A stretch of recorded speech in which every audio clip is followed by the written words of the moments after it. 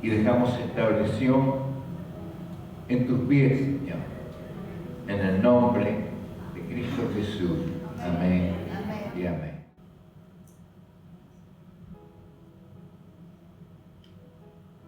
Vamos a estar leyendo en Mateo 5,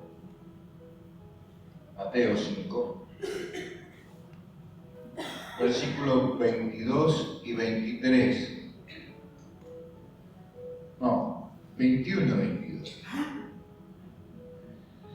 Oísteis que fue dicho a los antiguos: no matarás, y a cualquiera que matare será culpable de juicio. Pero yo os digo que cualquiera que se enoje contra su hermano será culpable de juicio, y cualquiera que diga necio a su hermano será culpable ante el concilio, y cualquiera que diga fatuo quedará expuesto al infierno de fuego.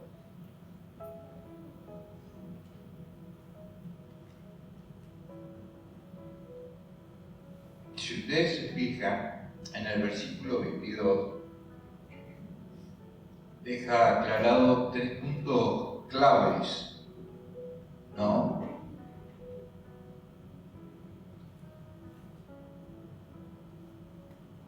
Será culpable ante el concilio,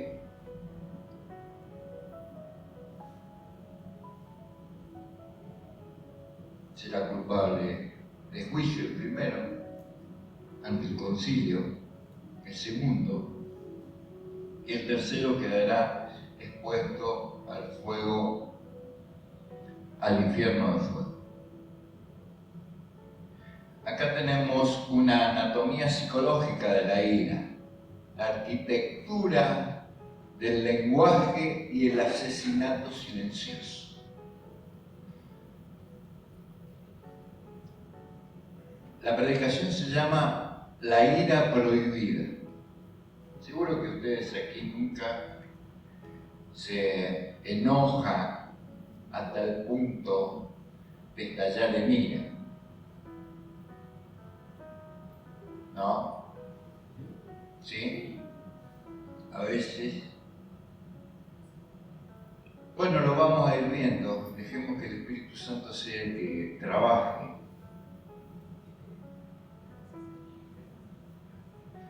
Tenemos que hacer 2 comparaciones: el asesinato físico, ¿no?, o el asesinato relacional y verbal. El asesinato físico, el asesinato relacional y verbal. El objetivo es transformacional. Que la congregación identifique la diferencia entre una emoción transitoria, de la ira, el pecado de cultivar el rencor, o sea, buscar tener rencor como caldo de cultivo, el desprecio, y luego, por tercero, el desprecio y la calumnia. Son 3 situaciones que normalmente o cotidianamente nos podemos encontrar, ¿no? Una reacción de ira violenta pero transitoria. Otro, el rencor que se cultiva, ese que piensa permanentemente y le da rosca para no solamente enojarse, airarse, sino para llenarse hasta de odio. Y el tercero, el desprecio y la calumnia. Sobre estas 3 cosas vamos a trabajar esta mañana. Miren, ahora hay una cultura de la cancelación. Hoy no se baten a duelo en una plaza, y van a un campo, ya no se desafía con el guante y se pega así con el guante y le tira el guante a ver si el otro lo recoge o no. No se desafilan a duelo, ¿no? Pero se matan por las redes. Se destruyen por las redes. Usted tiene toda clase de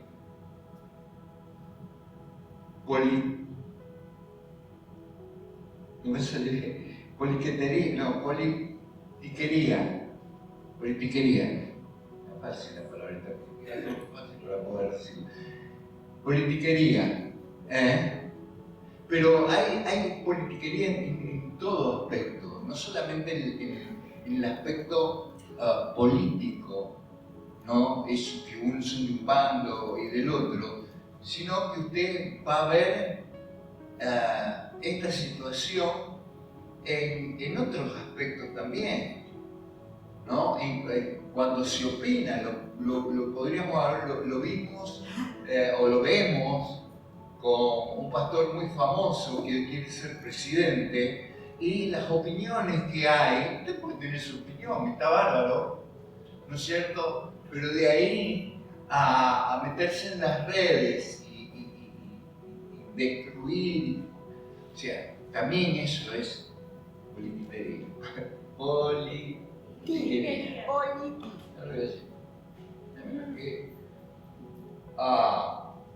Así que un tuit, un chisme, un emoticón de desprecio puede ser suficiente. Hay veces que pensamos que somos buenos porque no tenemos antecedentes penales.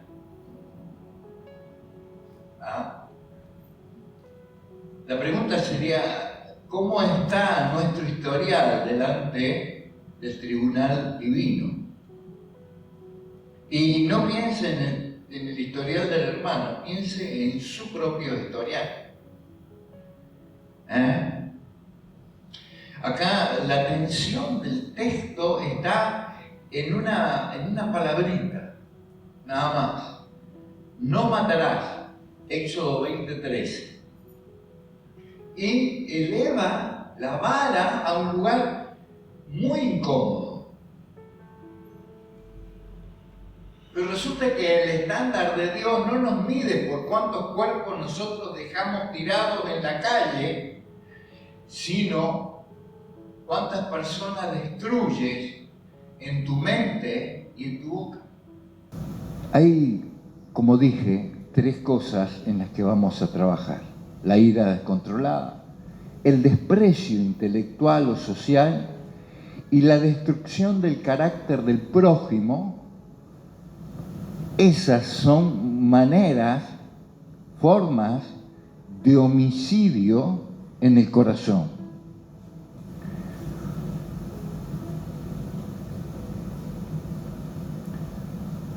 Jesús utiliza aquí un método rabínico, que es darle grados a la ira, ¿sí?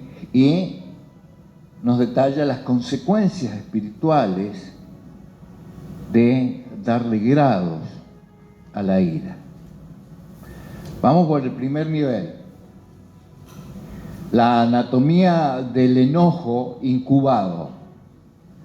Orgés versus timós. Jesús no usa la palabra timós. ¿Qué es timós? Timós es como si usted agarrara un ramillete de paja seca, ¿no? Y lo prende fuego y enseguida se prende, pero así como se prende se apaga. Es un enojo momentario y también pasajero, ¿sí? Pero él no está usando la palabrita timós, está usando la palabrita orgué. Es la ira desmesurada, el enojo a largo plazo. Es la ira que uno arropa y la tiene calentita para que no se enfríe, ¿no? Tenerla siempre ahí, a flor de piel.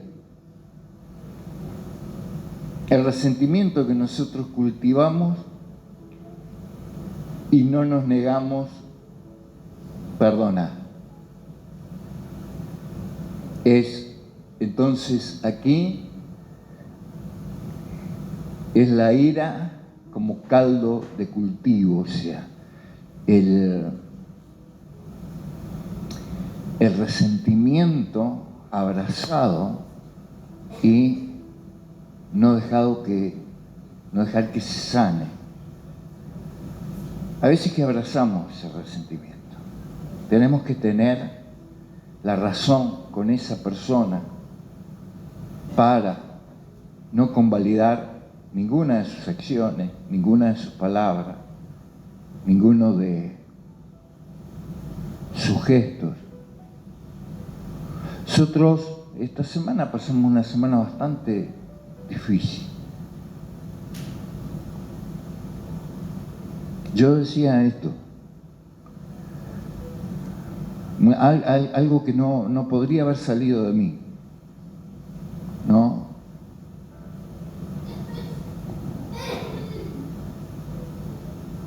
Y estaba delante de la presencia del Señor en oración y el Espíritu me llevó a orar algo que no podría haber salido de mis labios. Comúnmente no podría haber salido de mis labios. Sin embargo, fue una oración sincera, indudablemente guiada por el Espíritu Santo de Dios. Y descansar en Él. Y la verdad que me costaba reconocerme en la oración, ¿no? Pero este no soy yo. En la antigua Israel, como los judíos estaban diseminados por toda la diáspora, por todo el imperio romano, que era muy amplio, ¿no? Entonces había distintas comunidades. En una comunidad de 150 personas o menos, había 3 personas para realizar un juicio, 3 sacerdotes que podían realizar un juicio. En una congregación un poco más grande, hasta 7, y en una ciudad ya grande de judíos, hasta 23. ¿No? Eran los jueces que dictaminaban sentencia. Ahora, veamos que podemos tener un momento de frustración. Eso es verdad. ¿Y quién no lo ha tenido? Ahora, convertir a la frustración en una mascota, eso ya es grave.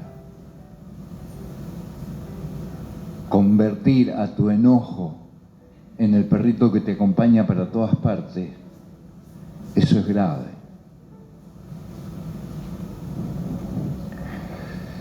Cuando alimentamos de esa manera el rencor, nosotros estamos instalando en nuestro corazón un tribunal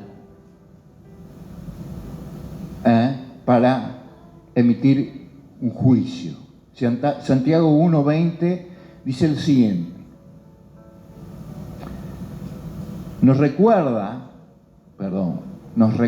parafraseando, que en la ira no opera la justicia de Dios, porque la ira del hombre no obra la justicia de Dios.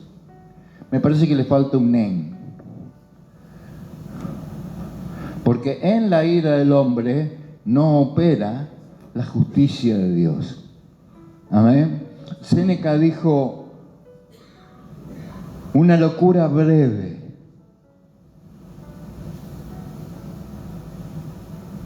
Bien, aventurados aquellos que nunca se sacan, que nunca se enojan, que tienen un temperamento apacible. Lo digo porque a mí personalmente me cuesta mucho.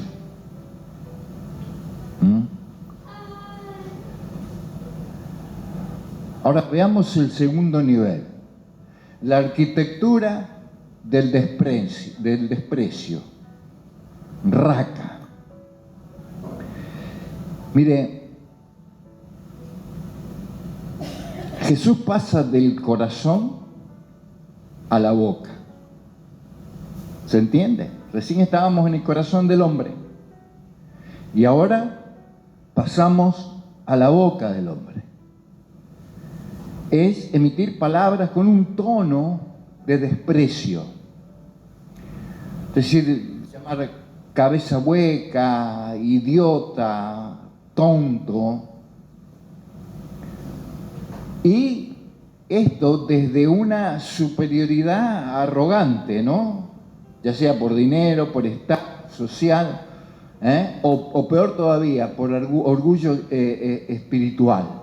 ¿Por qué digo por orgullo espiritual? Porque se supone que una persona que es sabia ha alcanzado no solamente la sabiduría del conocimiento, sino también la sabiduría de manejar su carácter. La sabiduría que también te dan los años, la paciencia que te dan los años.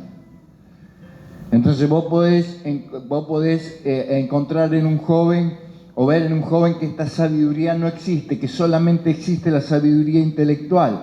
Pero de una persona sabia, de un anciano, lo que vos tratás de encontrar en él es no solamente una sabiduría intelectual, sino también una sabiduría sapiencial,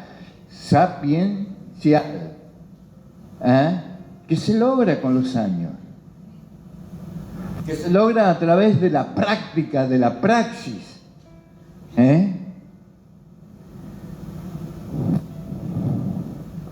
Había un rabí, se llamaba Simón ben Eleazar, y era estudiante de otro rabí muy famoso. Cuando él venía caminando en la calle, se encuentra con una persona que aparentemente, pobrecito, era muy feo. Y esta persona osó saludarlo. Entonces, él le dijo, Raka, Raka, Sorraka. Y el hombre respondió, ve a decirle a mi hacedor lo fea que es la criatura que ha hecho. Era más sabio el feo que el sabio. Ve a decirle a mi hacedor lo fea que es la criatura que he hecho. Mire, si nosotros no solamente identifiquemos la fealdad de una persona en su rostro o en su apariencia, sino que determinemos que su corazón es feo.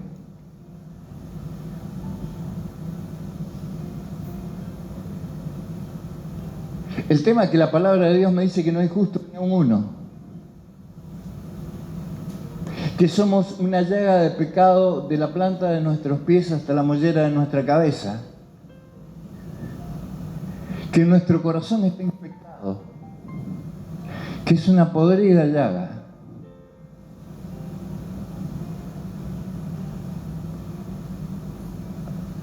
Pero nosotros muchas veces osamos en mirar a la otra persona desde una posición que creemos o no nos damos cuenta, pero pensamos, como decía, sin darnos cuenta quizá, que estamos en una posición más encumbrada.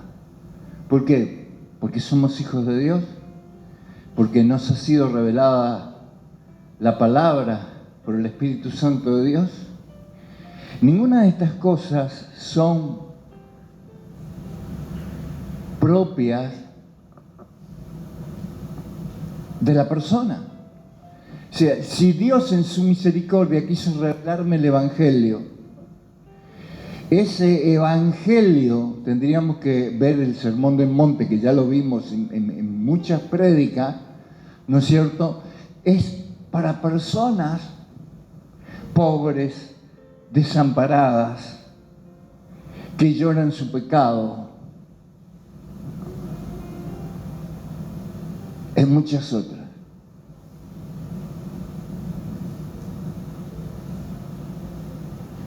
Y tampoco mirarlos como pobrecitos, sino mirarlos como las personas que pueden alcanzar todavía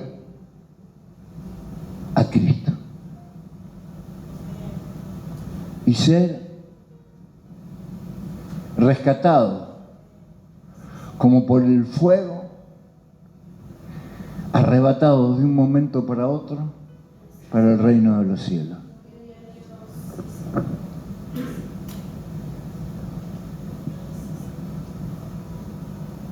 Cancelar al otro verbalmente es usurpar, hoy no es las palabritas, hasta la más sencilla no sé, es usurpar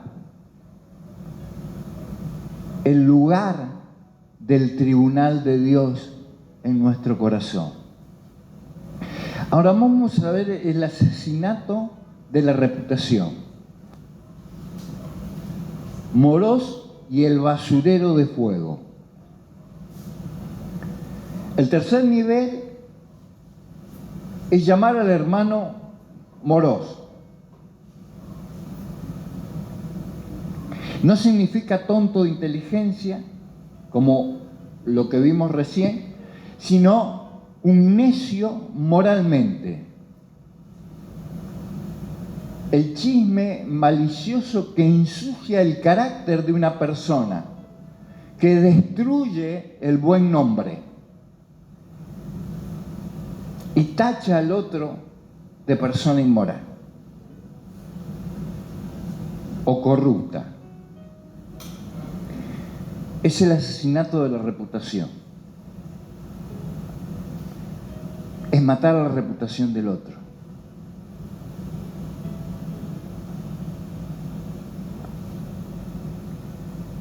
Perdone que hagan estos silencios, pero esto es muy común. Ah, ¿ese es tu pastor?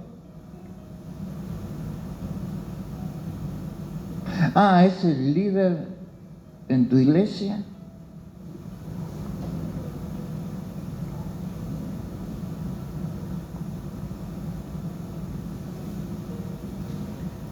El asesinato de la reputación. Del veredicto de Jesús es que va a ser echado a la gema del fuego. Bueno, no está Matías ahí, pero si no le iba a decir que me buscara. Hay algo que en la historia es bastante particular. Es el lugar este llamado Gema. Este lugar, Gema, era el basurero de Jerusalén. Jesucristo fue crucificado a las afueras de Jerusalén, junto con dos malhechores. Prefiero decir malhechores a decir ladrones ahora. Malhechores. Estos malhechores ellos fueron arrojados a la gema. ¿Qué era la gema? Históricamente, la gema, volviendo a los antiguos, es el lugar donde Acaz quemaba incienso y el lugar donde Acaz ofrecía a los dioses paganos a los niños y a las niñas. Es increíble, un rey judío ofreciendo sacrificios humanos, condenado por los profetas, por supuesto.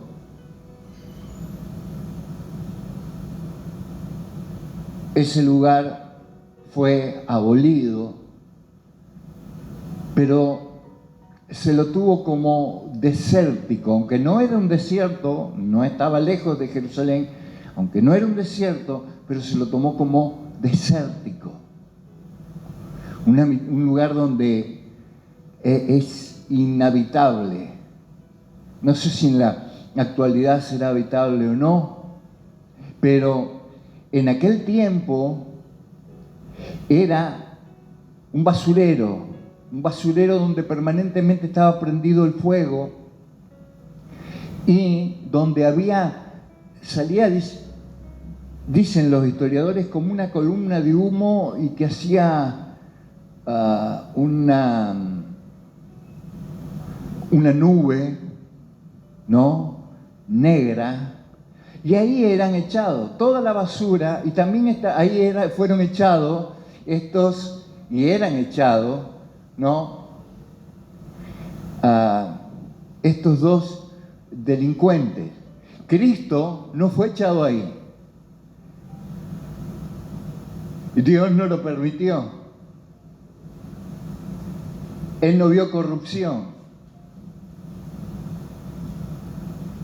Ni su cuerpo fue corrompido. Acuérdese que resucita en la cruz, de su tumba, de la muerte, al tercer día.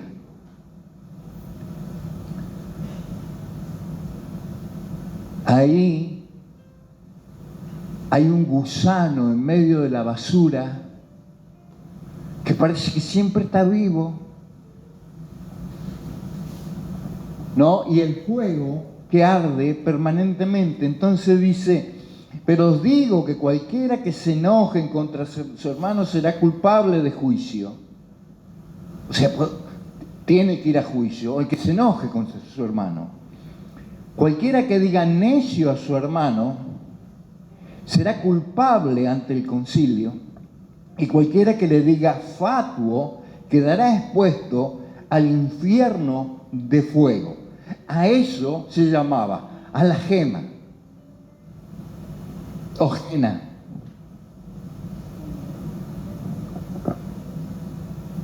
Jesús conecta al chisme y a la calumnia, al chisme malicioso y a la calumnia, a la gena.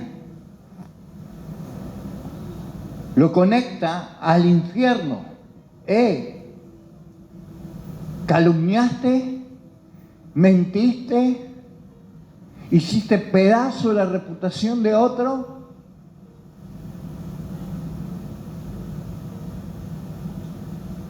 Esto te mereces.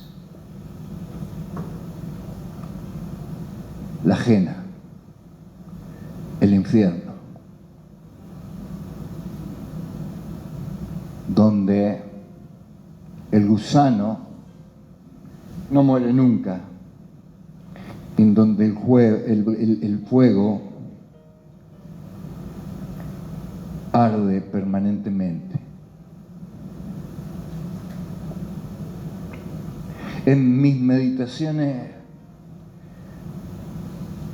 pensaba algo, ahora no lo recuerdo bien, pero nosotros acá vemos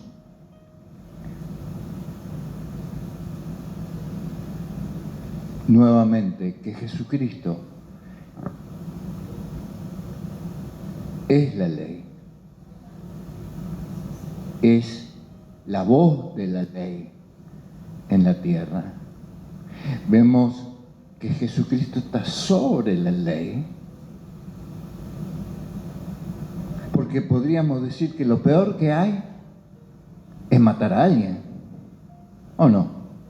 Lo vimos, la palabra tensa acá de tensión es el que mata.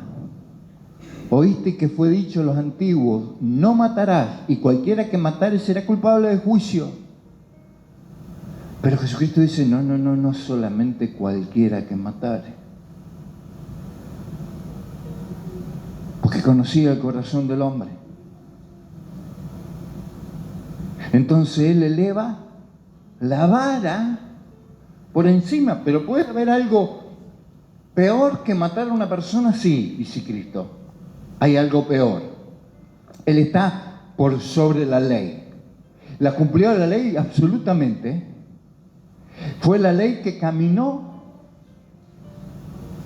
y que juzgó,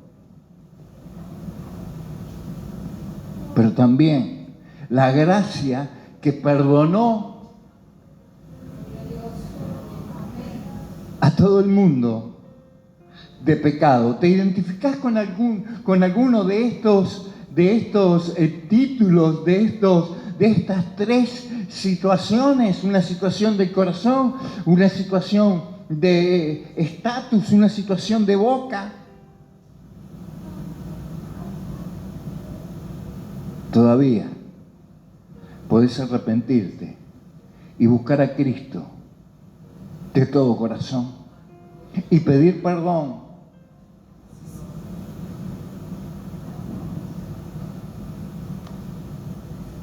Quien destruye la reputación del hermano está operando bajo la lógica del basurero. Quemar, destruir y desechar lo que Dios creó. ¡Opa!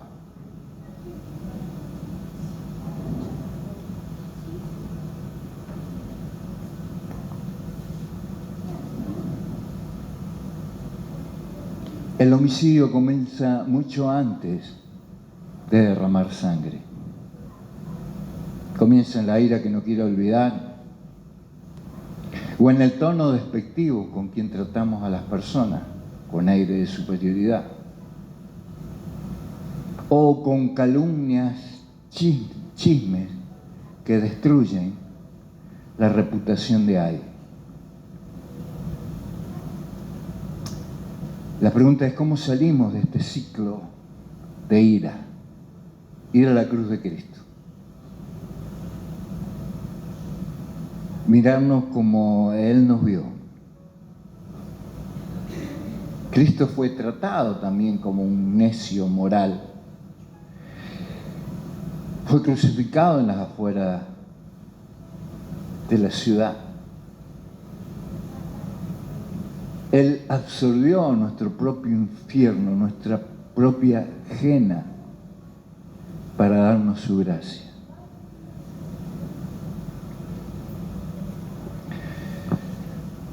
Debemos apagar el fuego, ese fuego ríe, ese fuego que se acaricia, ese resentimiento que se acuna, ese resentimiento que lo tenemos como mascota y nos sigue hacia todas partes.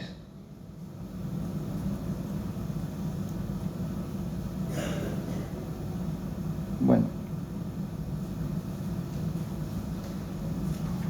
¿cómo se va a despegar si no tiene nada pegado? Es que hoy estoy...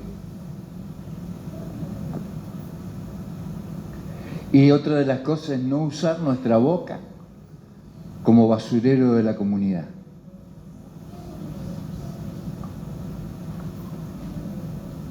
No usamos nuestra boca para condenar.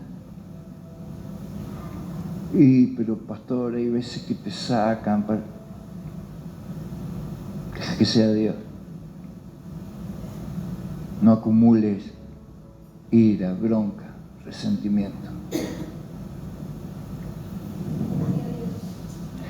Pidamos perdón por haber matado silenciosamente a otros, con nuestra voz, con nuestro chisme o con nuestro resentimiento.